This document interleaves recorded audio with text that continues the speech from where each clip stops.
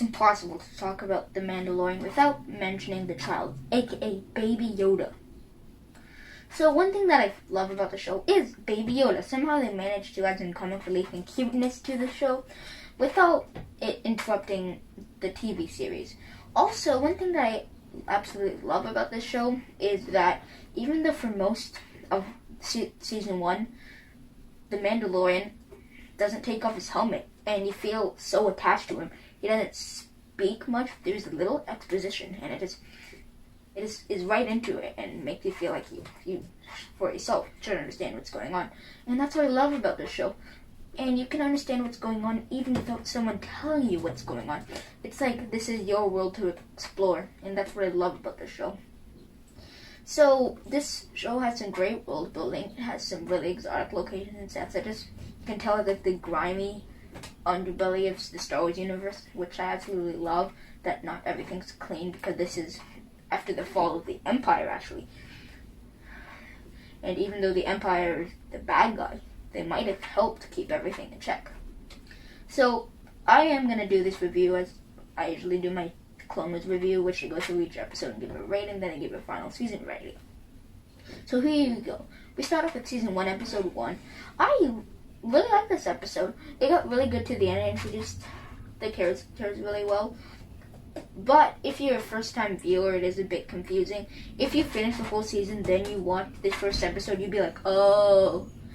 But if you haven't, it could be a bit confusing. But overall, it set the tone from this really good action set piece without explaining what was happening, and that's what I love. And I'll give season 1, episode 1, 8.8 out of 10. Now I move into this next episode. I like this next episode. At times it could feel a bit like filler, but it also gave some. I don't think it was necessarily most filler because it did advance the plot and it was fun. It explored some new as well as some old, and it grew the connection between the Mandalorian and the child and explored more of this world. So overall, I'll give this episode an 8.8 out of 10. Now I'm going to this next episode. I love this next episode. In my opinion, so far, this is the best episode of the season.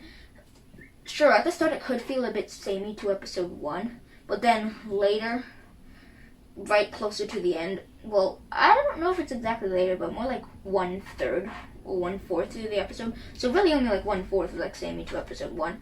You would just tell the heart that was built up by the Mandalorian in the episode that even I could call filler. It's the problem. The reason I don't have a problem with that in the last episode is because it built character and made decisions that would impact the whole season. Overall, and then at the end it just got, it just kind of exploded and I loved it. Overall, I'll give this episode a 9.1 out of 10. Now I move into this next episode. This next episode at times could feel a bit formulaic, especially since this was co-created by the creator of the Clone Wars, who does a lot of these episodes. Where, you crash land or something, or you hide somewhere, then you have to help a village. But I was actually fine with it because it built the Mandalorian's character as well as the child and introduced some new characters that come in handy later. And it was fun. It was fun in my opinion. It was a fun, nice adventure that didn't exactly advance the plot the most. But comparing to the next few, this probably advanced the storyline more than the rest. And I'll overall give this episode a 7.8 out of 10.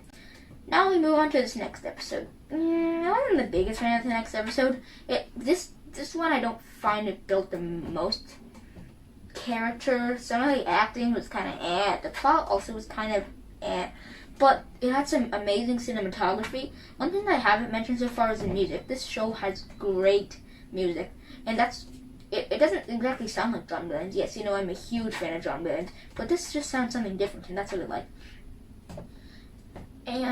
But it was a fun episode. It was one of those fun episodes, but necessarily it doesn't have the most depth to it.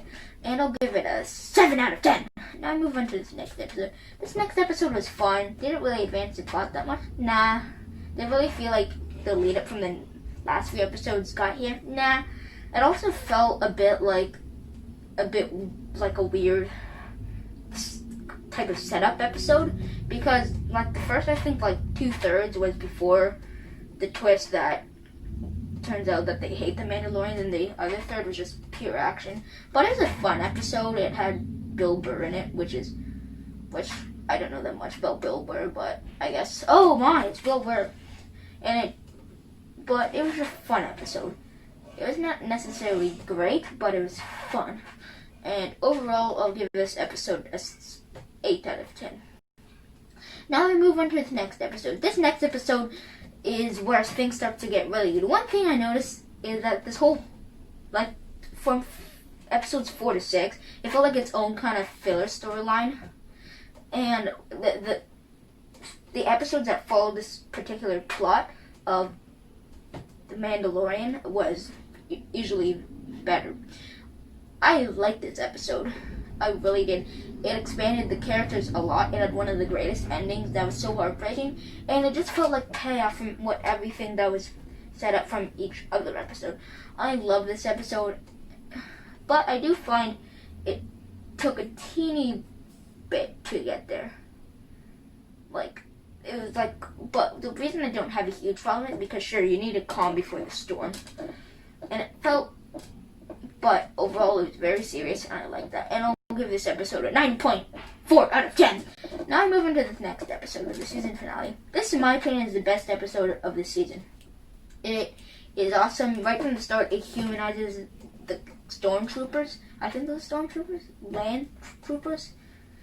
Gives some humor and a love Taika Waititi spin on the Star Wars universe. It has some great action, some great heart, some great depth. It explores a lot of characters. It's everything I wanted and more from a season finale. But it's not perfect. I feel like there could have been a tad bit more explanation on, perhaps just for a few episodes, on that lava river thing. That was lava? It's been a while since I've seen this season. That river thing that led up to the outside of the planet. I felt like there could have been a bit more explanation, so it didn't feel like it came a bit out of nowhere. But overall, a great episode. I'll give this episode a 9.8 out of 10. Overall, I like the season. It was really good, and it explored a lot of character very well, and managed to have some comic relief without going too overboard. And overall, I'll give season 1 of The Mandalorian an 8.8 out of 10. I didn't love, but I liked it. Remember, this is my opinion. My opinion is in the Reddit page. It's my opinion. Please click like and subscribe if you want more videos like this. Thanks. Bye. See you later. Da ding ding ding ding ding ding ding ding ding ding ding ding ding ding ding ding da ding.